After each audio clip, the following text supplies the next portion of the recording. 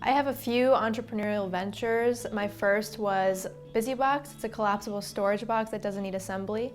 And I created that a couple years ago when I was in college. I was helping my friend move out of her dorm room and her boxes kept breaking. So I figured out some way to create a box that didn't need assembly, that collapsed flat without tape and anything like that. And I took that and I figured, well, maybe I can go on Shark Tank with this. So while I was sitting in class one day, I uploaded that pitch video from the competition that I had won, along with a couple sentences and a picture of me. And then 3 months later, Shark Tank called me back. And then I went through this long, month-long, grueling process of getting onto the show. I got on the show, pitched the investors, and secured a deal with Lori. And ever since then, I've pretty much been bitten by the bug. And I've come up with my second product, which is Zip Tank, and that is a patented basketball jersey that turns into a bag. So I'm kind of in the process of developing both of my products and selling them in retail stores and everywhere. So, yeah.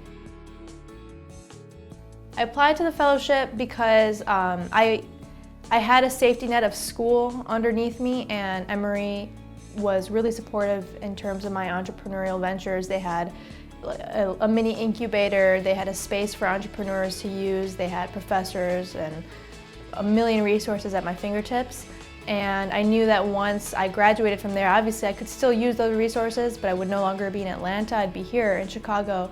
And that's also my home base, so I really wanted to build a network of strong entrepreneurs and business advisors and peers that were also working towards the same kind of goals that I am. My biggest obstacle in starting my businesses has probably been my age.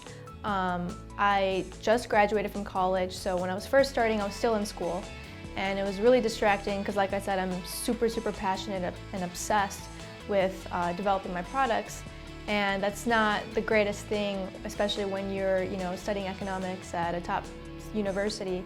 So my grades, I had to keep up with those, and also try to manage my trade shows that I went to and competitions and talking to people to secure partnerships. Now that I graduated, I have 100% of my time to dedicate to my businesses, and I'm using 120% of that time.